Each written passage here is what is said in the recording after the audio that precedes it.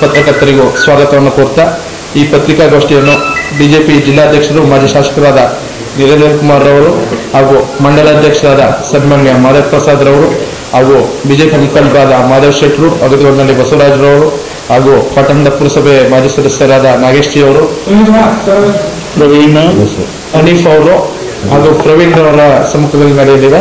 ಈ ಪತ್ರಿಕಾಗೋಷ್ಠಿಯನ್ನು ಮಾನ್ಯ ಜಿಲ್ಲಾಧ್ಯಕ್ಷರು ನಡೆಸಿಕೊಡ್ಬೇಕಂತ ಈ ಮೂಲಕ ನಾವು ಕೆರೆಗೆ ನೀರು ತುಂಬಿಸ್ಬೇಕು ಅಂತೇಳಿ ಪಾದಯಾತ್ರೆಯನ್ನು ಮಾಡಿದ್ವಿ. ಮಾನ್ಯ ವಿರೋಧ ಪಕ್ಷದ ನಾಯಕರು ಮತ್ತು ನಮ್ಮ ಮೈಸೂರಿನ ಸಂಸದರಾದಂಥ ಯದುವೀರವರು, ಅದೇ ರೀತಿ ನಮ್ಮ ಜಿಲ್ಲಾ ನಾಯಕರುಗಳಾದಂಥ ಮಹೇಶ್ ಅಣ್ಣವರು ಮತ್ತು ಬಾಲರಾಜುರವರು, ಪ್ರತಾಪ್ ಸಿಂಗ್ ಅವರು ಎಲ್ಲರೂ ಬಂದಿದ್ರು. ಅದು ನಮ್ದು ಅವತ್ತು ಬೆಳಿಗ್ಗೆ ಇದ್ದಂಥದ್ದು ಒಂದೇ, ಕೆರೆಗಳಿಗೆ ನೀರು ತುಂಬಬೇಕು, ಯಾವತ್ತು ತುಂಬ್ತೀರಾ ಅಂತ ಹೇಳಿ.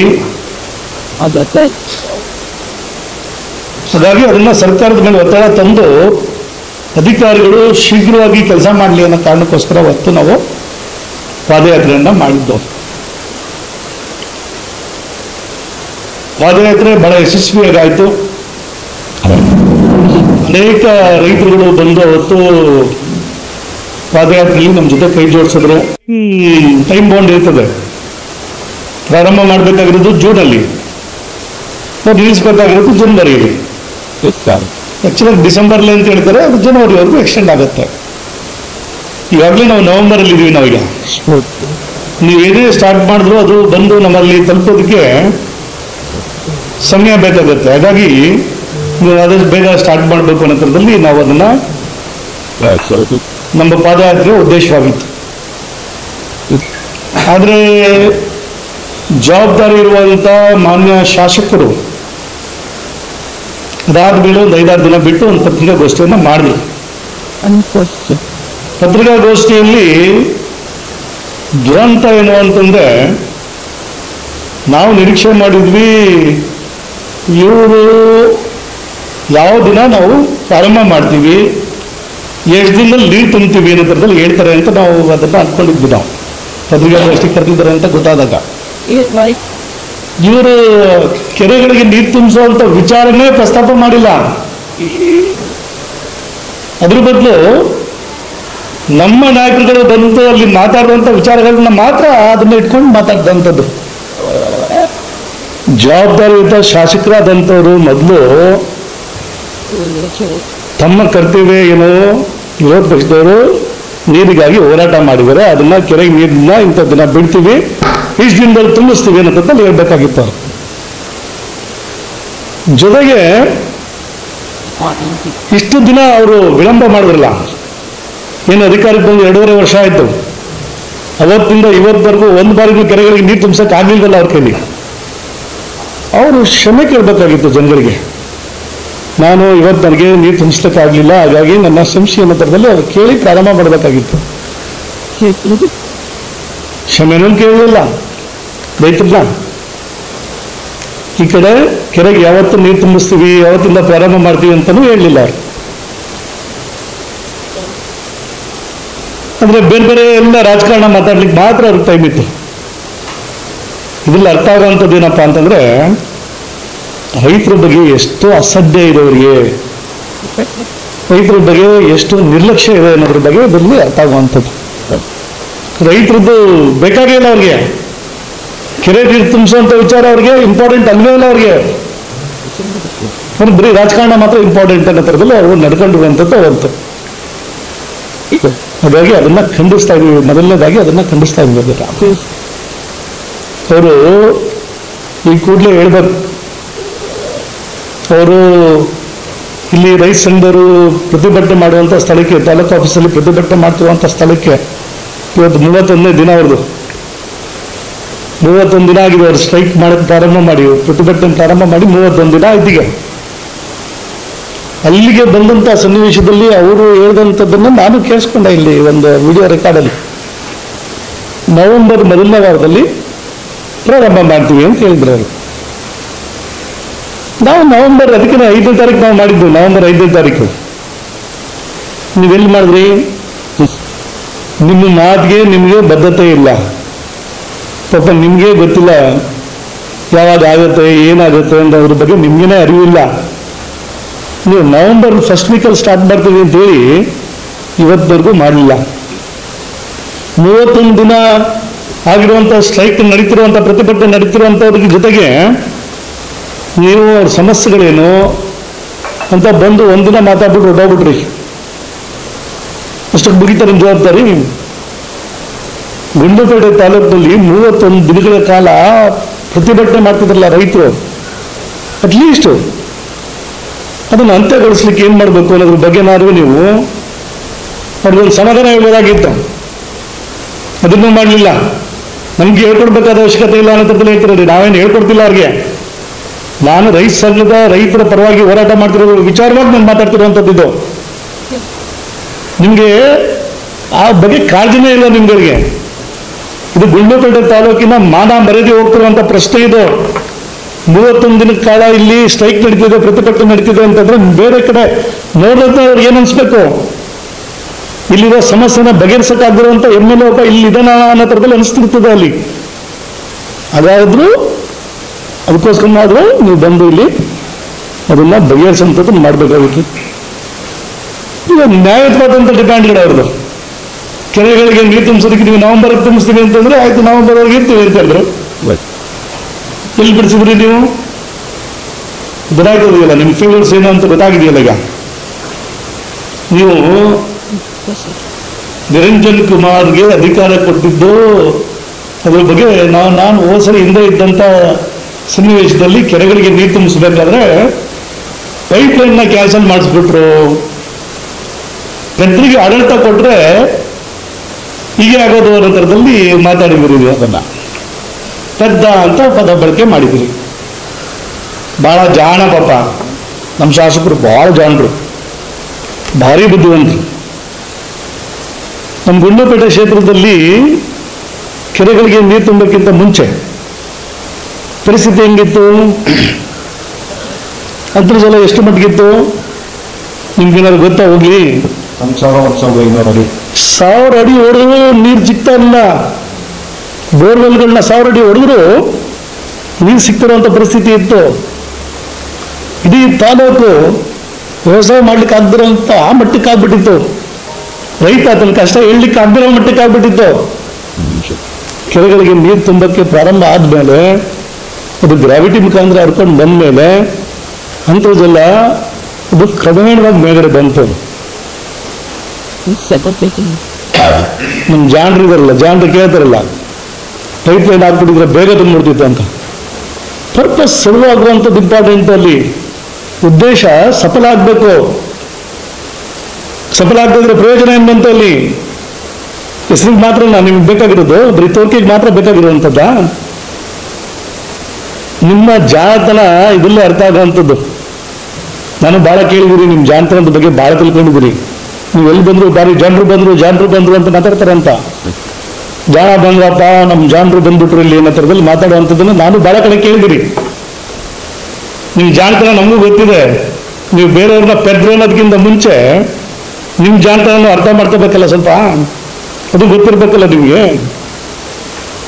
ನಿಮ್ಗೆ ಅದ್ರ ಬಗ್ಗೆ ಅರಿವಿಲ್ಲದೆ ರೈತರು ನಿಜವಾಗ್ಲೂ ನಾವು ಗ್ರಾವಿಟಿಲಿ ಬಿಟ್ಟಿದ್ದಕ್ಕೋಸ್ಕರನೇ ಇವತ್ತು ಅಂತರ್ಜಲ ಇವತ್ತು ತಾಲೂಕಿನಾದ್ಯಂತ ಕನಿಷ್ಠ ಪಕ್ಷ ಆ ಭಾಗದಲ್ಲಿ ಉದ್ದಕ್ಕೂ ಕೆರೆಗಳಿಗೆ ತುಂಬಿದ್ರೆ ಅಕಸ್ಮಾತ್ ಆ ಕೆರೆಗಳ ಸುತ್ತಮುತ್ತ ಇಂಪ್ರೂವ್ ಆಗ್ತಿತ್ತು. ನಾವು ಇವತ್ತು ಉದ್ದಕ್ಕೂ ಹೊರ್ಕೊಂಡು ಬರೋದ್ರಿಂದ ನಿಮಗೆ ಆ ಭಾಗದಲ್ಲಿ ಎಲ್ಲೇ ಬೋರ್ ಹೊಡೆದ್ರು ನಿಮ್ಗೆ ಇವತ್ತು 100-200 ಅಡಿಗೆ ನೀರು ಸಿಗೋ ಥರದಲ್ಲಿ ಆಗಿದೆ ಇವತ್ತು. ಆಯ್ತಪ್ಪ ಜನರೇ, ನೀವು ಇವತ್ತು ತುಂಬಿಸೋಕ್ಕಾಗಲಿಲ್ಲ. ಈಗ 2.5 ವರ್ಷ ಆಯಿತು, ತುಂಬಿಸ್ಲಿಕ್ಕೆ ಆಗಲಿಲ್ಲ. ನಾವು ಇದು ಪ್ರಾರಂಭ ಆದಾಗಲಿಂದ 3 ಬಾರಿ ಸತತವಾಗಿ ತುಂಬಿಸ್ಕೊ ಬಂದಲ್ಲ. ಕಲ್ಕಟ್ಟ ಹಳ್ಳಕ್ಕೆ ನೀರು ಬಂತು, ಅದು ಕೋಡಿ ಬಿದ್ದು ನಡುವರ ಮನೆ ಕಡೆಗೆ ನೀರು ಹೋಯ್ತು. ಅದನ್ನು ಹೋಯ್ತು ಹೇಳಿದ್ರೆ ಯಾಕೆ ನಿಮ್ಮ ಕೈಲಾಗಲಿಲ್ಲ? ಜನರ ಕೈಲಿ ಯಾಕಾಗಲಿಲ್ಲ? ಇದು ನಮ್ಮ ಅವಧಿಯಲ್ಲಿ ಪ್ರತಿ ವರ್ಷನೂ ನೀರು ತುಂಬ್ತಿತ್ತಲ್ಲ, ಅದಂಗೆ ತುಂಬ್ತಾ ಇತ್ತದು. ಗ್ರಾವಿಟಿ ಮುಖಾಂತರ ಅವೆಲ್ಲ ಬರ್ತಾ ಇದ್ದದ್ದು ನೀರು. ನೀವು ಪೈಪ್ ಲೈನ್ ಹಾಕ್ಬೇಕು ಅಂತ ಈಗ ಹೇಳ್ತಾ ಇದ್ರಿ. ಅವತ್ತು ಗ್ರಾವಿಟಿ ಮುಖಾಂತರ ತುಂಬಿತ್ತು ನೀರು. ಇಂಟ್ರೆಸ್ಟ್ ಇರಬೇಕು ಅನ್ನೋದು. ಅದಕ್ಕೇನೆ ಆಸಕ್ತಿ ಇಲ್ಲದಿದ್ರೆ ಇದನ್ನ ಹೇಳ್ತಾರಲ್ಲ, ಕುಣಿಯಕ್ಕಾಗ್ತದನೋ ನೆಲ ಡೊಂಕು ಅಂತ ಹೇಳ್ತಾರಲ್ಲ, ಆ ಥರದ ಪರಿಸ್ಥಿತಿ ಆಯ್ತಪ್ಪ. ಕೈಲಿ ಮಾಡೋಕ್ಕಾಗಲ್ಲ, ಬಾಯಿ ತುಂಬ ಕಿಸಿಯೋದು ಅಲ್ಲಿ, ಈ ಥರದ ಮಾತುಗಳು ಇಲ್ಲಿ. ಈ ಸ್ವಭಾವದ ಮೊದಲು ಬಿಡಬೇಕಿದ್ದಿಲ್ಲ. ಜನಗಳಿಗೆ ಅನುಕೂಲ ಆಗುವಂಥದ್ದು ಏನಿದೆ ಅನ್ನೋದ್ರ ಬಗ್ಗೆ ಅರ್ಥ ಮಾಡ್ಕೋಬೇಕಾಗಿದೆ. ನಿಮ್ಗೆ ಗೊತ್ತಿರಲಿ, ಅಟಲ್ ಭೂಜಲ್ ನಮ್ಮ ಕರ್ನಾಟಕದಲ್ಲಿ ಸರ್ವೆ ಮಾಡಿದಂಥ ಸನ್ನಿವೇಶದಲ್ಲಿ ಗುಂಡ್ಲುಪೇಟೆ ತಾಲೂಕು ಅತಿ ಅಂತರ್ಜಲ ಕುಸಿತೋಗಿರುವಂಥ ತಾಲೂಕು ಅಂತ ರಿಪೋರ್ಟ್ ಬಂತು. ಅದಾದ್ಮೇಲೆ ಇವತ್ತು ಅಂತರ್ಜಲದ ರಿಪೋರ್ಟ್ ಹಿಂಗಿದೆ ನೋಡಿ, ಗೊತ್ತಾಗುತ್ತೆ ನಿಮಗೆ. ಬಿಕಾಸ್ ಆಫ್ ಕೆರೆಗಳಿಗೆ ನೀರು ತುಂಬಿರುವಂಥ ಯೋಜನೆ. ನೀವು ಯಡಿಯೂರಪ್ಪನವ್ರ ಬಗ್ಗೆನೂ ಮಾತಾಡಿದ್ರಿ, ಯಡಿಯೂರಪ್ಪನವರೆಲ್ಲ ದುಡ್ಡು ಬಿಡುಗಡೆ ಮಾಡಿದ್ದು ಅಂತ. ಅಪ್ಪ ನಿಮಗೆ ತಿಳುವಳಿಕೆ ಅಷ್ಟರ ಮಟ್ಟಿಗಿದೆ ಅಂತ ಅನ್ಸುತ್ತೆ, ನನಗೂ ಗೊತ್ತಿಲ್ಲ. ನೀವು ಹೋಗಿ ನೋಡಿ, ಈಗ ಶಾಸಕರಾಗಿರೋದ್ರಿಂದ ನಿಮಗೂ ಅರ್ಥ ಆಗ್ತದೆ. ಹೋಗಿ ತೆಗಿಸಿ ನೋಡಿ ರೆಕಾರ್ಡ್ಸ್ಗಳನ್ನ. ಯಡಿಯೂರಪ್ಪನವರ ಬಿಡುಗಡೆ ಮಾಡಿದ್ದು, ಇನ್ನಾರು ಬಿಡುಗಡೆ ಮಾಡಿದ್ದು ಪ್ರಾರಂಭದಲ್ಲಿ ಇಡೀ ಜಿಲ್ಲೆಗೆ, ಈ ಜಿಲ್ಲೆಯಲ್ಲಿ ಪ್ರಾರಂಭ ಆಗಿದ್ದು ಯಾರಿಂದ ಅಂತ ಗೊತ್ತಾಗ್ಲಿ ನಿಮಗೆ. ತೆಗೆದು ನೋಡಿಸಿ. ಹಿಂದೆ ನೀರಾವರಿ ಸಮಿತಿಯವರು ಕೆರೆಗಳಿಗೆ ನೀರು ತುಂಬಬೇಕು ಅಂತೇಳಿ ಒಂದು ಹೋರಾಟ, ಒಂದು ಸಮಿತಿ ಮಾಡ್ಕೊಂಡವರು ಎಲ್ಲ MLAಗಳಿಗೆ ಅರ್ಜಿ ಕೊಡಲಿಕ್ಕೆ ಹೋದ್ರು. ಅವ್ರು ಗುಂಡ್ಲುಪೇಟೆಯಲ್ಲಿ ಇದ್ದಂಥ ಶಾಸಕರಿಗೂ ಅರ್ಜಿ ಕೊಟ್ಟಿದ್ರು. ಅವತ್ತು ಅರ್ಜಿ ಕೊಟ್ಟಿದ್ದನ್ನ ನೋಡ್ಬಿಟ್ಟು ನಕ್ಕಿ ಅರ್ಜಿನ ಪಕ್ಕಕ್ಕೆ ಬಿಸಾಕಿದ್ರು ಅವರು. ಎಲ್ರಿ ಆಗತ್ತೆ ಇವೆಲ್ಲ ಕೆರೆಗಳಿಗೆ ನೀರು ತುಂಬಿಸೋದನ್ನ ಏತ ನೀರಾವರಿಯಲ್ಲಿ ತುಂಬಿಸಕ್ಕಾಗತ್ತೆ ಇದನ್ನ, ಇವೆಲ್ಲ ಫೇಲ್ಯೂರ್ ಅಂತ ಅಂದ್ಬಿಟ್ರು. ಆಮೇಲೆ ಹೆಂಗಪ್ಪ ಬಂತು, ಆಮೇಲೆ ನೀವೇ ಮಾಡ್ಬಿಟ್ರಿ. ಆಮೇಲೆ ಮೇಲ್ಗಡೆಯಿಂದ ಹಿಡಿದು ಬಂದ್ಬಿಡ್ತು. ಆಮೇಲೆ ಜಾಣ್ರಲ್ಲಪ್ಪ ನಿಮ್ಗಳೆಲ್ಲ, ನೀವು ಮಾತ್ರ ಜಾಣ್ರು, ಇನ್ನಾರು ಜಾಣ್ರು ಅಲ್ವೇ ಇಲ್ಲ. ನಿಮಗೆ ರೈತರ ಬಗ್ಗೆ ಕಾಳಜಿ ಇದ್ರೆ ಈ ಕೂಡಲೇ ಮೊದಲು ಅದನ್ನ ಹೇಳ್ಬೇಕಾಗಿರುವಂಥದ್ದು, ನೀವು ನಿಮ್ಮ ಜವಾಬ್ದಾರಿ ಹೇಳ್ಬೇಕಾಗಿರುವಂಥದ್ದು, ನೀರನ್ನ ಕೆರೆಗಳಿಗೆ ಯಾವತ್ತಿಂದ ನೀರು ತುಂಬಿಸ್ತೀವಿ ಅನ್ನೋದ್ರಲ್ಲಿ ಹೇಳ್ಬೇಕಾದಂಥ ಜವಾಬ್ದಾರಿ ನಿಮ್ಮದು. ಆಮೇಲೆ ಪೈಪ್ಲೈನ್ ಮಾಡಬೇಕಾದ್ರೆ ಪೈಪ್ಲೈನ್ ಮಾಡಿದ್ರೆ ನಮ್ಮ ಜಮೀನಿಗೆ ಅನುಕೂಲ ಆಗ್ಬಿಡುತ್ತೆ ಅಂತ. ನಮ್ಮ ಜಮೀನು ಬಿಟ್ಟು ಭಾಳ ದೂರದಲ್ಲಿ ಹೋಗುವಂಥದ್ದು ಗೊತ್ತಿದ್ರೆ ಅಂತಾರೆ ಪಾಪ, ಯಾರು ಹೇಳಿರ್ತಾರೆ ಅದನ್ನೇ ಮಾತಾಡ್ತಾರೆ. ನಮ್ಮ ಜಮೀನು ಹೆಚ್ಚು ಕಮ್ಮಿ ಕಲ್ಕಟ್ಟಾಳ ಪಕ್ಕದಲ್ಲೇ ಇರೋದು.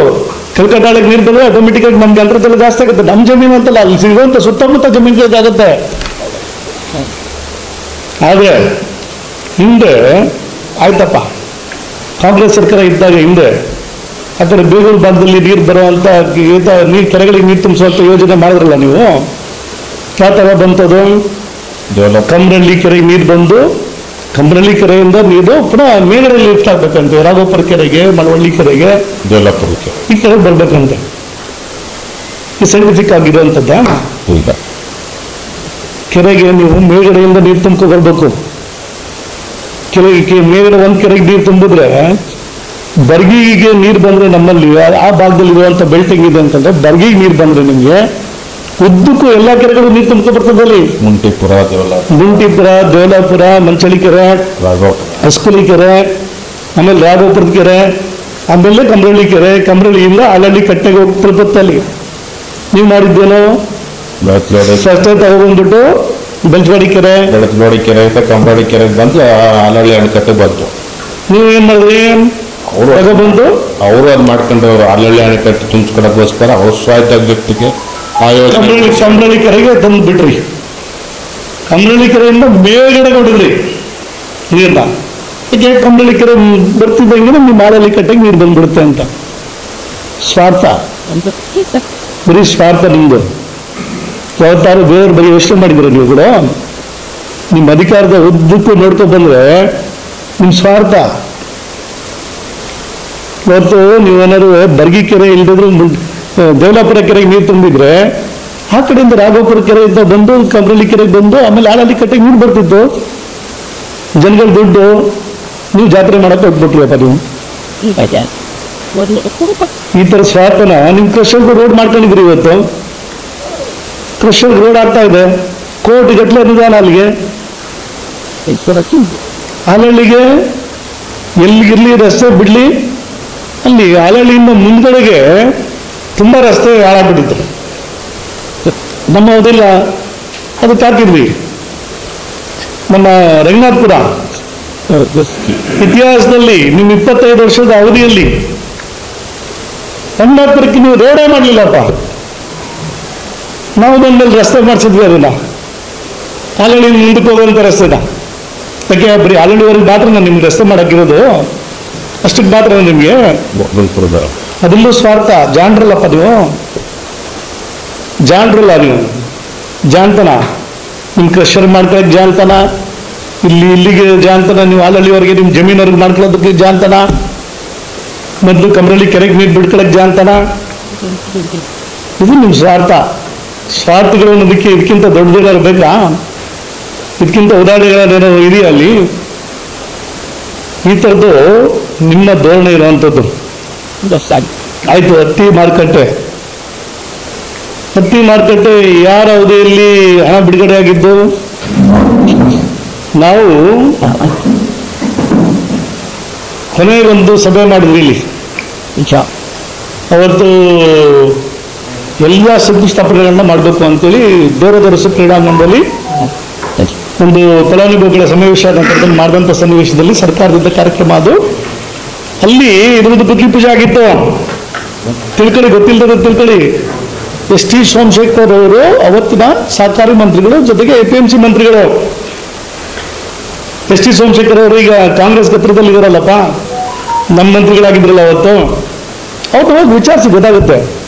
ನಮ್ಮ ಕ್ಷೇತ್ರಕ್ಕೆ 8 ಕೋಟಿ ರೂಪಾಯಿ ಅಲ್ಲದು, 6 ಕೋಟಿ ರೂಪಾಯಿ, 6 ಕೋಟಿ ರೂಪಾಯಿ ಆಗ್ಬೇಕಾದ್ರೆ ಯಾರು ಕಾರಣ ಅಂತ ತಿಳ್ಕೊಳ್ಳಿ. ನಾನು ಹತ್ತಿ ಮಾರ್ಕೆಟ್ ಬರೀ ಜಾಗ ಫಿಕ್ಸ್ ಮಾಡಿ ಇಟ್ಟಿದ್ದಾರೆ, ಯಾವುದೇ ಥರದ್ದು ಡೆವಲಪ್ಮೆಂಟ್ ಆಗಿಲ್ಲ ಅಂತೇಳಿ. ಹೌದು, ಅದು ಮಾಧವ ಪ್ರಸಾದ್ ಕಾಲದಲ್ಲೇ, ಅವ್ರ ಕಾಲದಲ್ಲೇ ಆ ಜಾಗವನ್ನು ಗುರ್ತು ಮಾಡಿದ್ರು. ಅಲ್ಲಿ ಹತ್ತಿ ಮಾರ್ಕೆಟೇ ಮಾಡಬೇಕು ಅಂತ ಗುರ್ತು ಮಾಡಿದ್ರು. ದುಡ್ಡು ತಂದ್ಕೊಟ್ಟವ್ರು ಯಾರು? ಬಿಜೆಪಿ ಗೌರ್ಮೆಂಟ್ ಅವತ್ತು ದುಡ್ಡು ಬಿಡುಗಡೆ ಮಾಡಿದ್ದು. ಅದನ್ನ ಎಸ್ ಟಿ ಸೋಮಶೇಖರ್ ಅವರು APMC ಮಂತ್ರಿಗಳು ಅವತ್ತು ವಿಶೇಷವಾಗಿ ನಮಗೆ ಜಾಸ್ತಿ ಮಾಡಿಕೊಟ್ರು. ಅವತ್ತು ಇಲ್ಲಿ ಎಲ್ಲ ಸೌಲಭ್ಯಗಳನ್ನ ಕಲ್ಪಿಸ್ಕೊಡ್ಲಿಕ್ಕೆ ಬೇಕಾಗಿದೆ ಅಂತೇಳಿ ನಾನು ಕೇಳಿದ ಮೇಲೆ ಅದನ್ನ ಮಾಡಿಕೊಟ್ರು ಅವತ್ತು. ಅದು ನಿಮ್ದದು, ನೀವು ಗುದ್ಲಿ ಪೂಜೆ ಮಾಡಿದ ತಕ್ಷಣ ನಿಮ್ದಾಗ್ಬಿಡುತ್ತಾ? ಯಾವತ್ತು ಬಿಡುಗಡೆ ಆಯಿತು ಅಂತ ತಿಳ್ಕೊಳ್ಳೋ ಪ್ರಯತ್ನ ಮಾಡಿ. ಯಾವಾಗಲೂ ಬೊಮ್ಮನಹಳ್ಳಿ ಭಾಗದಲ್ಲಿ ಇವತ್ತು ಅಂಬೇಡ್ಕರ್ ವಸತಿ ಶಾಲೆ ಬಿಲ್ಡಿಂಗ್ ನಡೆದಿದೆ. ಇವತ್ತು ಮುಗಿತಾ ಬಂತು ಈಗ. ಅದ್ರ ಬಗ್ಗೆನೂ ಕೇಳಿದ್ದೀನಿ ನಾನು, ನೀವು ಹೇಳೋಂಥ ಮಾತುಗಳನ್ನ. ಯಾವ ಅವಧಿಯಲ್ಲಿ ಅದು ದುಡ್ಡು ಬಿಡುಗಡೆ ಆಯಿತು? ಬಿಜೆಪಿ ಸರ್ಕಾರದಲ್ಲಿ ನಾವು ಅಧಿಕಾರದಲ್ಲಿ ಇದ್ದಂಥ ಸನ್ನಿವೇಶದಲ್ಲೇ ಅದು ಗುದ್ಲಿ ಪೂಜೆ ಆಗಿತ್ತು. ಟೆಂಡರ್ ಆಗಿತ್ತು. ಸಿಂಗಲ್ ಟೆಂಡರ್ ಬಂತು ಅಂತೇಳಿ ಅದನ್ನ ಕ್ಯಾನ್ಸಲ್ ಮಾಡಿ ಮತ್ತೊಮ್ಮೆ ಟೆಂಡರ್ ಮಾಡಿದ್ರು. ಅದನ್ನ ನಮ್ಮ ಅವಧಿಯಲ್ಲೇ ಟೆಂಡರ್ ಆಗಿತ್ತು ಅದು. ಇವತ್ತು ನಾವು ನಮ್ಮ ಅಪ್ಪ ತಂದ್ರು, ನಿಮ್ಮ ತಂದೆಯವರೇ ತಂದಿದ್ದು. ಯಾವ್ದನ್ನ? ಶಾಲೆ, ಅಂಬೇಡ್ಕರ್ ವಸತಿ ಶಾಲೆ ಬಂದು ಎಡನಳ್ಳಿ ನಡೀತಾ ಇತ್ತು. ಬಹಳ ಹಿಂದೆನೇ ಬಂದಿತ್ತು ನಮ್ಗೆ. ಅದು ಬಿಲ್ಡಿಂಗ್ ಎಲ್ಲಿ ಆಗಿತ್ತು? ಎಡನಳ್ಳಿ ಬಿಲ್ಡಿಂಗ್ ಇಲ್ಲಿ, ಅದೇ ಒಂದು ಬಿಲ್ಡಿಂಗ್ ಅಲ್ಲಿ 2 ಶಾಲೆಗಳು ನಡೀತಾ ಇತ್ತು, ವಸತಿ ಶಾಲೆಗಳು. ಅಂಬೇಡ್ಕರ್ ವಸತಿ ಶಾಲೆನ ದುಡ್ಡು ಬಿಡುಗಡೆ ಮಾಡಿದಂಥದ್ದು ಭಾರತೀಯ ಜನತಾ ಪಾರ್ಟಿ ಸರ್ಕಾರ ಇದ್ದಂಥ ಸನ್ನಿವೇಶದಲ್ಲಿ. ಮಾನ್ಯ ಗೋವಿಂದ ಕಾರಜೋಳರವರು ಅವತ್ತು ಸೋಷಿಯಲ್ ವೆಲ್ಫೇರ್ ಮಿನಿಸ್ಟರ್, ಸಮಾಜ ಕಲ್ಯಾಣ ಇಲಾಖೆ ಸಚಿವರು. ಅವತ್ತು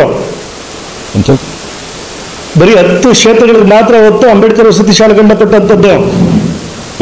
ನಾನು ಅವತ್ತು ಮುಖ್ಯಮಂತ್ರಿಗಳಾದಂಥ ಬಸವರಾಜ ಬೊಮ್ಮಾಯಿ ಅವ್ರ ಕೈಲೂ ಮಾತಾಡಿಸಿ, ನಾನು 2-3 ಬಾರಿ ಭೇಟಿ ಮಾಡಿ ನಮ್ಮ ಕ್ಷೇತ್ರಕ್ಕೆ ಬೇಕು ಅಂತೇಳಿ ನಾವು ಅದನ್ನು ಪಡ್ಕೊಂಡು ಬಂದ್ವಿ. ಇವತ್ತು ನಾನು ಅನೇಕ ಬಾರಿ ನಾನು MLA ಆಗಿದ್ದಾಗ ಅದನ್ನು ಪ್ರಸ್ತಾಪ ಮಾಡಿ ಹೇಳಿದ್ದೀನಿ ನಾನು ಅದನ್ನು.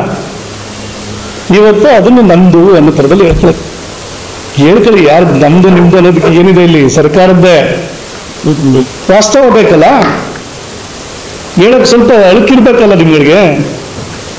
ನಮ್ದು ಅಂತ ಹೇಳೋದಕ್ಕೆ ಯಾರು ಬೇಕಲ್ಲ? ಅದು ಗುಂಡ್ಲುಪೇಟೆ ಟೌನ್ಗೆ ಕುಡಿಯೋ ನೀರಿನ ಎಷ್ಟು ಸಮಸ್ಯೆ ಇತ್ತು. ಒಂದೊಂದ್ಸರಿ ಕೆಟ್ಟು ತಿಂದ್ರೆ ಒಂದೊಂದು ತಿಂಗಳು ಆಗ್ತಿತ್ತು, 1 ವಾರ 15 ದಿನ 1 ತಿಂಗಳು, ಈ ಥರದ್ದು ಎಷ್ಟೋ ಸರಿ ಆಗ್ತಿತ್ತು. ಗುಂಡ್ಲುಪೇಟೆಗೆ ಕುಡಿಯೋ ನೀರನ್ನ, ಎಕ್ಸ್ಪ್ರೆಸ್ ಲೈನ್ನ ಅವತ್ತು ಬಹುಗ್ರಾಮದ ನೀರು ಬಂದಂಥ ಸಂದರ್ಭದಲ್ಲಿ ಹಳ್ಳಿಗಳಿಗಾಗಿತ್ತು. ಆದರೆ ಇಲ್ಲಿ ಗುಂಡ್ಲುಪೇಟೆ ಟೌನ್ ಬರೋಂಥದಕ್ಕೆ ಹಳ್ಳಿಗಳಿಗೆ ನೀವು ಕನೆಕ್ಷನ್ ಕೊಟ್ಟಿದ್ದಕ್ಕೋಸ್ಕರ ಗುಂಡ್ಲುಪೇಟೆ ಟೌನ್ಗೆ ಸಾಕಾಗ್ತಿರ್ಲಿಲ್ಲ ನೀರು. ಹಿಂದೆ ಆ ಥರ ಆಗಿದ್ದಕ್ಕೆ ನಾವು ಅಧಿಕಾರಕ್ಕೆ ಬಂದ ಮೇಲೆ ಅದನ್ನ ಪ್ರಸ್ತಾಪ ಮಾಡಿ ಗುಂಡ್ಲುಪೇಟೆ ಟೌನ್ಗೆ ಎಕ್ಸ್ಪ್ರೆಸ್ ಲೈನ್ ತಂದಂಥದ್ದು ನಮ್ದು, ನಮ್ಮ ಅವಧಿಲಿ. ಉದ್ಘಾಟನೆ ನೀವು ಮಾಡ್ತೀರಿ, ಮಾಡಿ, ಅದು ಪ್ರಜಾಪ್ರಭುತ್ವ. ಬಟ್ ನಮ್ಮ ಸರ್ಕಾರದಲ್ಲಿ ನಮ್ಮಿಂದ ಆದಂಥದ್ದು 150 ಕೋಟಿ ರೂಪಾಯಿ ಅದು ಯೋಜನೆ ಕೊಟ್ಟು 150 ನೀವು ಇದನ್ನೆಲ್ಲ ಬಿಟ್ಟು ಬರೀ ನಿಮ್ಮನ್ನು ಮಾತ್ರ ಮಾತಾಡ್ತಿದ್ರೆ ಪ್ರಯೋಜನ ಏನು ಬಂತು ಅಲ್ಲಿ? ಇವತ್ತು ಕಬ್ಬಳ್ಳಿ ಹಾಸ್ಪಿಟ್ಲಿಗೆ ಒಬ್ಬ ಡಾಕ್ಟರ್ ಹಾಕ್ಲಿಕ್ಕೆ ಆಗಲಿಲ್ಲ ನಿಮ್ಮ ಕೈಲಿ. ಎಲ್ಲ ಪತ್ರಿಕೆಗಳಲ್ಲೂ ವರದಿ ಆಯಿತು, ಕಬ್ಬಳ್ಳಿ ಆಸ್ಪತ್ರೆಗೆ ಡಾಕ್ಟರ್ ಇಲ್ಲ ಅನ್ನೋ ಥರದಲ್ಲಿ. ಏನು ಮಾಡಿದೆ ಇವ್ರಿ? ಅನೇಕ ರಸ್ತೆಗಳು ಇವತ್ತು ಗುಂಡಿ ಬಿದ್ದೋಗ್ಬಿಟ್ಟಿದೆ. ಇವತ್ತು ಮೊನ್ನೆ ಪೇಪರ್ ಬರ್ತೀವಿ, ತರಕಾಂಬಿ ಭಾಗದಲ್ಲಿ ಅನೇಕ ರಸ್ತೆಗಳು ಗುಂಡಿ ಬಿದ್ದಿದೆ ಅನ್ನೋ ಥರದಲ್ಲಿ ಪೇಪರ್ ಬಂದಿತ್ತು. ಅದೇನು ಅಲ್ಲಿ ಮಾತ್ರ ಆಲಲ್ಲಿ ಮಾತ್ರ ರಸ್ತೆಗೆ ಟಾರ್ ಸಿಗ್ತದೆ ಪ್ರತಿ ವರ್ಷನೂ. ನಿಮ್ಮ ಕ್ರಷರ್ ಆಗುತ್ತೆ, ಕ್ರಷರಿಗೆ ಮಾತ್ರ ಟಾರ್ ರೋಡ್ಗೆ ಕೋಟಿಗಟ್ಟಲೆ ದುಡ್ಡು ಹಾಕ್ತೀರಿ, ನಿಮ್ಮ ಕ್ರಷರ್ ಇದೆ ಅಂತೇಳಿ. ಅದಕ್ಕೆ ಇಲ್ಲೆಲ್ಲ ನೀವು ಕಾಣಿಸಲ್ಲಿ ಬೇರೆ ಕಡೆ ನೀವು ಜಾಣ್ರು ಅಂತ, ಇದ್ರಲ್ಲಿ ಜಾಣ್ಮೆ ನಿಮ್ದು, ಜಾಣ್ರಲ್ಲಪ್ಪ ನೀವು. ಈ ಥರದ್ದು ಜಾಣ್ತನ ನಿಮ್ಗಲ್ದು, ಜಾಣ್ತನ ನಮಗೂ ಅರ್ಥ ಆಗಿಲ್ಲ ಮೊದಲು, ಈಗ ಗೊತ್ತಾಗ್ತದೆ ನೀವು ಜಾಣ್ರು ಅಂತ. ಜನ ಎಲ್ಲ ಹೇಳ್ತಾ ಇರೋದ್ರ ಮೇಲೆ ನಮ್ಗೆ ಅರ್ಥ ಆಗ್ತಿರೋಂಥದ್ದು ಆಗ್ತಾ ಇದೆ ಈಗ. ನಮ್ದು ಒಟ್ಟಾರೆ ಜನಗಳ ಪರವಾಗಿ ನಮ್ದು ಹೋರಾಟ ಇದ್ದಂಥದ್ದು. ಅದಕ್ಕೆ ಉತ್ತರ ಕೊಡಿ ಫಸ್ಟ್, ಅದನ್ನ ಮಾಡಿ. ಈ ಪ್ರತಾಪ್ ಸಿಂಹ ಅಲ್ಲಿ ಮಾತಾಡ್ದ ಅಂತ ಹೇಳಿ ಅದಕ್ಕೆ ಉತ್ತರ ಕೊಡುವಂಥದ್ದಲ್ಲ. ನೀವು ಮಾತಾಡಿದ್ದಕ್ಕೆ ಪ್ರತಾಪ್ ಸಿಂಹ ಮಾತಾಡಿದ್ದು, ನೀವು ಮಾತಾಡಿದ್ರೆ ಬಿಟ್ಬಿಡ್ತಾರೆ ಮತ್ತೆ ಬೇರೆಯವರು. ಪ್ರತಾಪ್ ಸಿಂಹನ ಬಗ್ಗೆ ನೀವು ಮಾತಾಡಿದ್ರೆ ನೀವು ಅವರು ಮಾತಾಡ್ತಾರೆ. ಮಹಾರಾಜರು ಇಲ್ಲಿ ಉದ್ಘಾಟನೆ ಮಾಡೋದು ಬಂದಿದ್ದಕ್ಕೆ ಮಹಾರಾಜರ ಬಗ್ಗೆ ಮಾತಾಡ್ತೀರಿ ನೀವು. ಅಲ್ಲಪ್ಪ, ಮಹಾರಾಜರು ಅವ್ರ ಅಭಿಮಾನದಲ್ಲಿ ಅವ್ರು ಅವತ್ತು ವೇದಿಕೆ ಮೇಲೆ ಹೇಳ್ತಾರೆ, ಗುಂಡ್ಲುಪೇಟೆ ಅಂಗ್ಲ ನಮ್ಮ ಪೂರ್ವಜರು ಇದ್ದಂಥ ಅಂಗ್ಲ ಮತ್ತೆ ತರಕಾಂಬಿ ನಮ್ಮ ಪೂರ್ವಜರು ಇದ್ದಂಥ ಜಾಗ ಇದು, ನಾನು ಇಲ್ಲೆಲ್ಲ ಓಡಾಡ್ಕೊಂಡು ಬೆಳೆದಿದ್ದೀನಿ ನಾನು ಅನ್ನೋ ಥರದಲ್ಲಿ ಹೇಳಿದಂಥದ್ದು. ಒಂದು ಪಕ್ಷದ ಹೋರಾಟ ಅಂತಂದಾಗ ನಮ್ಮ ನಾಯಕರುಗಳು ಬರುವಂಥದ್ದು ಇರ್ತದೆ, ಗೊತ್ತಾಗ್ಬೇಕಲ್ಲ. ಈಗ ಇಲ್ಲಿ ನಿಮ್ಮ ಜಾಣ್ತನ ಗೊತ್ತಾಗಿದ್ದು ಬರೀ ನಮ್ಮ ಗುಂಡ್ಲುಪೇಟೆ ಜನಗಳಿಗೆ ಗೊತ್ತಾಗಿತ್ತು, ನಾವು ನಿಮ್ಮ ಜಾಣ್ರು ಅಂತ. ನೀವು ಆ ಜಾಣ್ತನ ಇಡೀ ರಾಜ್ಯಕ್ಕೆ ಗೊತ್ತಾಗಬೇಕಾಗಿತ್ತಲ್ಲ. ಹಂಗಾಗಿ ರಾಜ್ಯದ ನಾಯಕರುಗಳು ಬಂದರು, ನೀವು ಜಾಣ್ರು ಅಂತ ಗೊತ್ತಾಗಬೇಕಲ್ಲ ಇಡೀ ರಾಜ್ಯಕ್ಕೆ. ಗೊತ್ತಾಗ್ಲಿ ಅಂತ ಬಂದಿರುವಂಥದ್ದು. ಈಗಲಾರು ಎಚ್ಚೆತ್ಕೊಂಡು ಕೆಲಸ ಮಾಡಲಿ ಅಂತ, ಪ್ರೆಸೆಂಟ್ ಬಿಲ್ಡ್ ಆಗಲಿ ಸರ್ಕಾರದ ಮೇಲೆ ಅಂತೇಳಿ ಅದನ್ನ ಮಾಡೋದು ಬಿಟ್ಟು ನೀವು ಬೇರೆ ಬೇರೆ ವಿಚಾರಗಳನ್ನ ಹುಡುಕೊಂಡು ಮಾತಾಡ್ತೀರಿ. ಇಲ್ಲಿ ರೈಸ್ ಅಂತವ್ರು ಮೊನ್ನೆ ಸ್ಟೇಟ್ಮೆಂಟ್ ಮಾಡ್ತಿದ್ದು ನಾನು ಗಮನಿಸಿದೆ. ಅವ್ರು ಪ್ರತಿಭಟನೆ ಮಾಡ್ಬೇಕಾರೆ ಇಲ್ಲಿಗೆ MP ಬರಲೇ ಇಲ್ಲಪ್ಪ ಅಂತ, ಉಸ್ತುವಾರಿ ಮಂತ್ರಿ ಬರಲೇ ಇಲ್ಲ ಅಂತೇಳಿ 37 ದಿನ ಸ್ಟ್ರೈಕ್ ಮಾಡುವಂಥ ಜಾಗಕ್ಕೆ ಒಬ್ಬ ನಿಮ್ಮ ಕೈಲಿ ಅದನ್ನ ಆಗದಿದ್ರೆ ನಾವೇನ್ರಿ ಮಾಡೋಕ್ಕಿದ್ದೆ? ನೀವೇ ಅರ್ಥ ಮಾಡ್ಕೋಬೇಕು. ನೀವು ಜಾಣ್ರು, ನೀವು ನಿಮ್ಗೇನು ಜಾಸ್ತಿ ಹೇಳ್ಬೇಕಾದಂಥ ಅವಶ್ಯಕತೆ ನಮ್ಗಿಲ್ಲ ಅಂತ ನಾನಾದರೂ ಭಾವಿಸ್ತೀವಿ.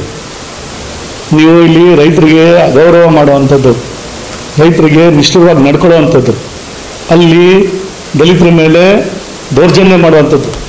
ಇವ್ರು ಹೊರಗೆ ರೋಡ್ ಬೇಕು ಅಂದಾಗ ಅವ್ರ ಮೇಲೆ ದೌರ್ಜನ್ಯ ಇರೋದು, ಇಲ್ಲಿ ರೈತರನ್ನ ಅಸಡ್ಡೆ ಮಾಡೋದು, ಅಲ್ಲಿ ದಲಿತರನ್ನ ದೌರ್ಜನ್ಯ ಮಾಡೋದು.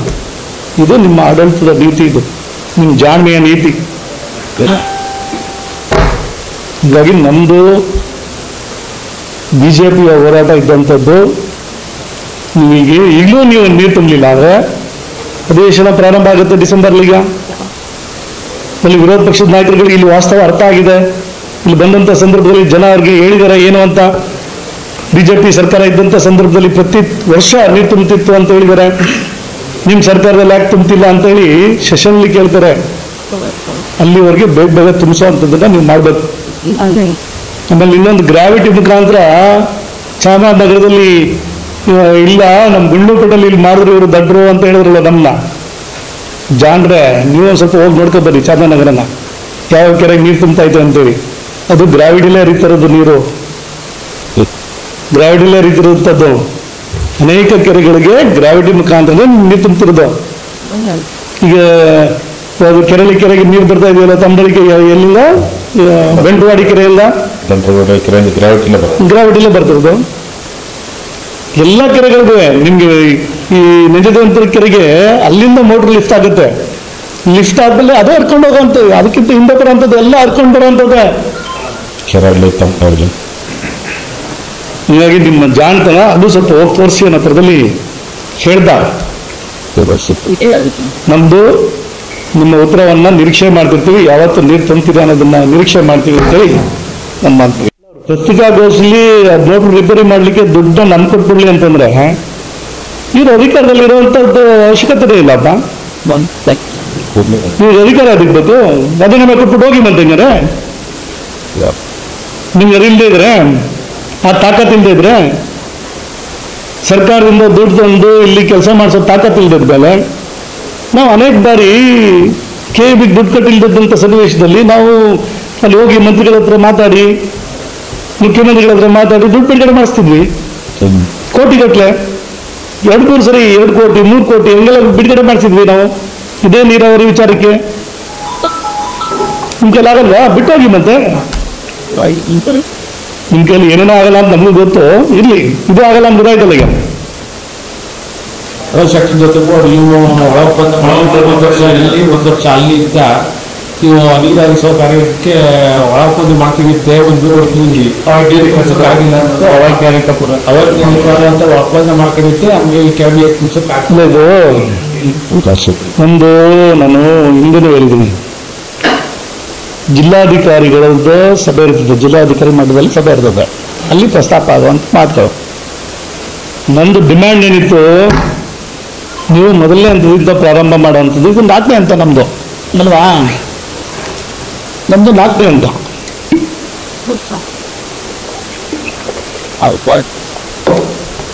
ಮೊದಲನೇ ಹಂತದಿಂದ ನೀವು ಪ್ರಾರಂಭ ಮಾಡಿದ್ಮೇಲೆ ಪ್ರತಿ ವರ್ಷನೂ ಮೊದಲನೇ ಹಂತದಿಂದ ಪ್ರಾರಂಭ ಮಾಡೋಂಥದ್ದಲ್ಲ.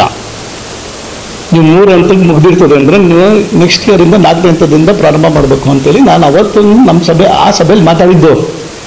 ಒಳ ಒಪ್ಪಂದ ಅಲ್ಲ, ಒಳ ಒಪ್ಪಂದ ಅದು ಅರ್ಥ ಗೊತ್ತಾ ಕೇಳಿ ಫಸ್ಟು. ಇಲ್ಲ ಹಿಂದ್ಗಡೆ ಹೋಗಿ ತೆರೆ ಮರೆಯಲ್ಲಿ ಮಾಡ್ಕೊಳ್ಳೋದು ಒಳ ಒಪ್ಪಂದ. ಮೀಟಿಂಗಲ್ಲಿ ಚರ್ಚೆ ಮಾಡೋದನ್ನ ಒಳ ಒಪ್ಪಂದ ಅಂತಂದ್ರೆ ಜಾಣ್ರಲ್ಲ ಅವರು ಪಾಪ. ಅದು ಜಾಣ್ರಲ್ಲ ಇವರು, ಹಂಗಾಗಿ ಅದನ್ನೆಲ್ಲ ಹೇಳ್ತಾರೆ. ಜಾಣ್ರಾಗಿದ್ದಕ್ಕೆ ಇದು ಹೇಳ್ತಾ ಇದ್ದಾರೆ. ನಾವು ಪ್ರಸ್ತಾಪ ಮಾಡಿದ್ದು ಅರ್ಥವಾಗಿ ಹೇಳಿದ್ದು. ನಿಮ್ಗೆ ಅಕಸ್ಮಾತ್ ಟೈಮ್ ಸಾಕಾಗದೆ 3ನೇ ಹಂತದಲ್ಲಿ ನೀರು ನಿಂತೋದ್ರೆ 4ನೇ ಹಂತಕ್ಕೆ ನೆಕ್ಸ್ಟ್ ವರ್ಷದಲ್ಲಿ 4ನೇ ಹಂತಕ್ಕೆ ಬಿಡ್ಬೇಕು ನೀವು ಅಂತ ಸಮಂಜಸವಾಗಿರೋದು ಅಲ್ಲೂ ಹೇಳಿ. ನೀವು ಮತ್ತೆ ಪುನಃ ಈಗ ಏನ್ ನಡೀತಿದೆ ಗೊತ್ತಾ ನಿಮ್ಗೆ? ಪುನಃ ಮೊದಲನೇ ಹಂತದಿಂದನೇ ಪ್ರಾರಂಭ ಆಗ್ತದೆ. ಜಾಗ್ರಲ್ಲ ತುಂಬಿಸ್ಲಿಕ್ಕೆ ಗೊತ್ತಾಗುತ್ತೆ ಪ್ರತಿ ಸರಿನೂ. ಆಯ್ತಪ್ಪ ಈಗ ನಾಳೆ ಬಿಟ್ರೆ 4ನೇ ಸ್ಟೇಜಿಗೆ ಬರದೆ ಪುನಃ ಮೊದಲನೇ ಸ್ಟೇಜಿಂದ ಬಿಟ್ರೆ ತುಂಬಿಸಕ್ಕಾಗ್ತದೆ ಇಲ್ಲಿ. ಸರ್ಕಾರದ ಮುಖಾಂತರ ಒಪ್ಪಂದ ಆಗಿಲ್ಲ, ನೀವೇ ಒಪ್ಪಂದ ಮಾಡ್ಕೊಂಡಿರೋದು ಅಂತ ಹೇಳಿ ನೀರು ಬಿಡೋದನ್ನ DC ಅಧ್ಯಕ್ಷತೆಯಲ್ಲಿ ಮೀಟಿಂಗ್ ಮಾಡುವಂಥದ್ದು ಏನಕ್ಕೆ ಹಂಗಾದ್ರೆ, ಜಿಲ್ಲೆಯಲ್ಲಿ ಯಾವ್ಯಾವ ಕೆರೆಗಳಿಗೆ ಯಾವ್ಯಾವ ಚಾನಲ್ಗಳಿಗೆ ನೀರು ಬಿಡಬೇಕು ಅಂತೇಳಿ ಒಂದು ಸಭೆ ಆಗ್ತದೆ. ಕಾವೇರಿ ನೀರಾವರಿ ನಿಗಮದವರು ಯಾವ ಚಾನಲ್ಗೆ ಯಾವತ್ತು ನೀರು ಬಿಡುಗಡೆ ಮಾಡ್ತೀವಿ ಅಂತೇಳಿ ಸಭೆಯಲ್ಲಿ ಅಲ್ಲಿ ತೀರ್ಮಾನ ಮಾಡ್ತಾರೆ. ಕೊಳೆಗಳ ಭಾಗದಲ್ಲಿ ನಮ್ದು ನೀರಾವರಿ ಇದೆಯಲ್ಲ, ಆ ಸಂದರ್ಭದಲ್ಲಿ ಅದನ್ನ ಯಾವತ್ತು ನೀರು ಬಿಡುಗಡೆ ಮಾಡ್ತೀವಿ ಅಂತೇಳಿ ನೀರಾವರಿ ಇರೋ ಕಡೆಗೆಲ್ಲ ದುಡಿದಿದ್ದು. ಆ ಸಭೆಯಲ್ಲಿ ನಮ್ದು ಚರ್ಚೆ ಆಗ್ತದೆ, ನಮ್ದು ಕೆರೆಗಳಿಗೆ ನೀರು ಬಿಡಬೇಕಲ್ಲ. ಒಳ ಒಪ್ಪಂದ ಅಲ್ಲ ಅದು. ಸ್ವಲ್ಪ ಜನರಿಗೆ ಅರ್ಥ ಆಗಿಲ್ಲ ಅಷ್ಟೇ. ಗ್ರಾವಿಟಿ ಮುಖಾಂತರ ನೀವು ನೀರು ಬಿಡಿಸಿದ್ದಕ್ಕೆ ಈ ಒಳ ಮಾರ್ಗ ಮಾಡ್ಕೊಂಡಿದ್ರೆ ಪುನರ್ಚೆಲ್ಲ ಆ ಸಮಸ್ಯೆ ಗೊತ್ತಿರಲ್ಲ. ಅದನ್ನೇ ನಾನು ಹೇಳಿದ್ದು, ಸಮಸ್ಯೆ ಆಗಿದೆ, ಮಾರ್ಗ ಯಾಕೆ ಮಾಡಿಸ್ಕೊಳ್ಳಿಲ್ಲ ಅವರು ಅಂತ ಕೇಳ್ತಿರೋದು. ದರ್ಶನ ನಾನು ಹೇಳಿದ್ದು, ಪುಟ್ಟರಂಗ ಶೆಟ್ಟರು ಕ್ಷೇತ್ರಕ್ಕೆ ಹೋಗ್ಬಿಟ್ಟು ನೀವು ಒಂದ್ಸರಿ ನೋಡಿ, ಎಲ್ಲ ಕೆರೆಗಳಿಗೆ ಪೈಪ್ಲೈನ್ ಮುಖಾಂತರ ತುಂಬ್ತಾ ಇದೆಯೋ ಇಲ್ಲ ಗ್ರಾವಿಟಿ ಮುಖಾಂತರ ತುಂಬ್ತಿದೆಯೋ ಅಂತ ನಿಮಗೂ ಗೊತ್ತಾಗುತ್ತೆ. ನೀವು ಪಾಪ ನೀವು ಜಾಣ್ರ ಥರ ಇಲ್ಲಿ ಮಾತಾಡ್ಬಿಟ್ರೆ ಹೆಂಗಾಗತ್ತೆ? ನೀವು ಜಾಣ್ರಲ್ವಾ? ನೀವು ಕೆರೆಗಳಿಗೆ ನಾನು ಪ್ರಾರಂಭದಲ್ಲೇ ಹೇಳಿದ್ದಲ್ಲ, ನೀವು ಪೈಪ್ಲೈನ್ಗಿಂತಲೂ ಗ್ರಾವಿಟಿ ಮುಖಾಂತರ ತುಂಬಿದ್ದಕ್ಕೆ ಇಷ್ಟೊಂದೆಲ್ಲ ಅಂತರ್ಜಲ ನಮ್ದು ಅಭಿವೃದ್ಧಿ ಆಗಿರುವಂಥದ್ದು, ಇಂಪ್ರೂವ್ ಆಗಿರುವಂಥದ್ದು. ಅದನ್ನು ತಿಳ್ಕೊಬೇಕಲ್ಲ. ಅದು ನಮ್ದು ಅಧಿಕಾರದ ಅಪಾತಿ ನಾವು ಸಂದೇಹದಲ್ಲಿ ನಾವು ಇದನ್ನು ಪುರಸ್ವರೆಲ್ಲ ಬೇಡ.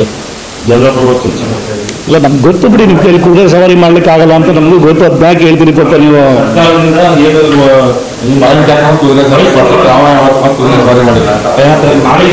ಹೇಳಿದಲ್ಲ ಈಗ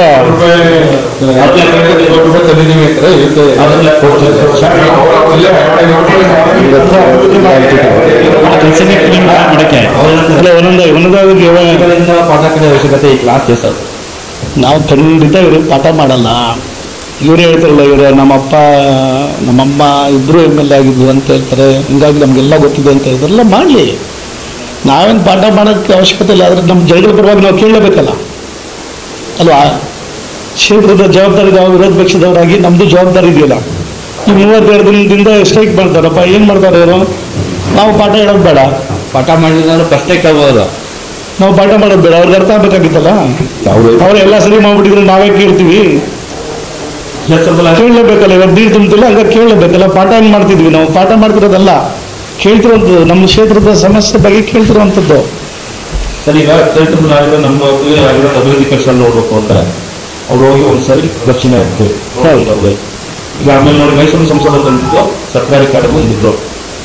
ನಾವು ಯಾವ ಸರ್ಕಾರಿ ಕಾರ್ಡ್ ನಮ್ದು ಬಾಂಡ್ ಇದ್ರೆ ಎಂಬತ್ತು ನಾವು ಓಡಾಡ್ತೀವಿ. ಬೇಕಾದ್ರೆ ಅವ್ರು ಇದು ಈಗ ನಾವು ಅವ್ರಿಗೆ ಜಾನ್ರು ಅಂತ ಕರೆದ್ಬಿಟ್ಟಿದ್ವಿ ನಾವು. ಹಂಗಾಗಿ ಅವ್ರ ಜಾನ್ರು ತಂದಿಂದ ಒಬ್ಬ MP ನಾಳೆ MP ಅವ್ರ MP ಬಂದರೂ ಸರ್ಕಾರಿ ಕಾಲೇ ಬರೋದು. ಸ್ವಲ್ಪ ಅದಕ್ಕೆ ಹೇಳೋದು, ಅವ್ರು ಜಾನ್ರಲ್ವಾ, ಯಾವುದೇ MP ಬಂದರೂ ಸರ್ಕಾರಿ ಕಾರಲ್ಲೇ ಬರ್ತಾರೆ ಆಯ್ತಾ. ಅವ್ರದ್ದು ಬ್ರ್ಯಾಂಡ್ ಅಂತಂದ್ರೆ ಈಗ ಅವ್ರಿಗೆ ಸರ್ಕಾರಿ ಕಾರ್ ಕೊಡುವಂಥ ಅವಕಾಶ ಇಲ್ವಲ್ಲ ಸರ್ಕಾರದಲ್ಲಿ. ಅವ್ರಿಗೇನಾದ್ರು ಈ MLA ಅಲ್ಲದೆ ಅವ್ರು ಏನಾದ್ರು ಬೇರೆದೇನಾದ್ರು ಆಗಿದ್ರೆ, ಇಲ್ಲ ನಿಗಮ ಮಂಡಳಿ ಅಧ್ಯಕ್ಷರಾಗಿದ್ರೆ, ಇಲ್ಲ ಮಂತ್ರಿ ಆಗಿದ್ರೆ ಮಾತ್ರ ಸರ್ಕಾರಿ ಕಾರ್ ಕೊಡ್ತಾರೆ. ಇವ್ರು ತಾಯಿ ಕೊಟ್ಟಿರ್ಲಿಲ್ವಾ ಸರ್ಕಾರಿ ಕಾರ್ನ? ಅವತ್ತು 40 ಇರಲಿಲ್ಲ. ಇವ್ರ ತಂದೆಗೆ 40 ಲೋಡ್ ಆಗಲಿಲ್ಲ. ಮತ್ತೆ ಖರ್ಚಿಗೆ ಪೆಟ್ರೋಲ್ ಹಾಕಿ ಮತ್ತೆ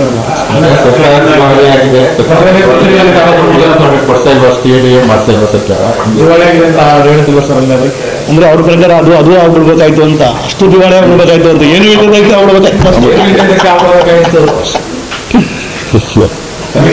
ಅವ್ರಿಗೆ 8 ವರ್ಷ ಕೆಲಸ ಮಾಡಿದ್ರೆ ನೀವು ಅದಕ್ಕೆ ಅವ್ರು ಅಷ್ಟೊಂದು ಮಾಡಿದ್ರೆ ಕೆಲಸ ಆಗುತ್ತೆ. ಅದಕ್ಕೇನು ಕೆಲಸ ಇರ್ತಾರೆ ಶಿಕ್ಷಕ ಹಂಗಾದ್ರೆ ಅವ್ರು ಹೇಳಿದ ಪ್ರಚಾರಕ್ಕೆ ತಗೊಂಡ್ರೆ ಅವ್ರ ತಂದೆ ತಾಯಿ ಇಬ್ರು ಏನು ಕೆಲಸ ಮಾಡಿಲ್ವಾ?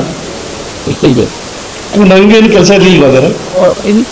ಅಂದ್ರೆ ಅವ್ರೇನು ಮಾಡಿಲ್ದ್ರೆ ನನಗೆ ಕೆಲಸ ಇತ್ತು. ಅವರು ಮಾಡಿರುವಂತ ಚಾನಲ್ ಕೊಟ್ಟಿರುವಂತ ಕೆಲಸಗಳು ಮುಗಿಸಕ್ಕೆ ಅಧಿಕಾರ ಮುಗಿದ ಇದು ಜಾಂಡ್ರು ಅಂತ ಹೇಳಿದ್ರಲ್ಲ ಅವಾಗಲೇ.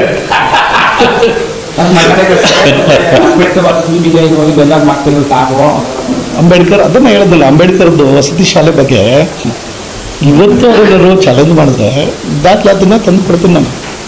ನಮ್ಮ ಅವಧಿ ಇದ್ದಂಥ ಸಂದರ್ಭದಲ್ಲೇ ಟೆಂಡರ್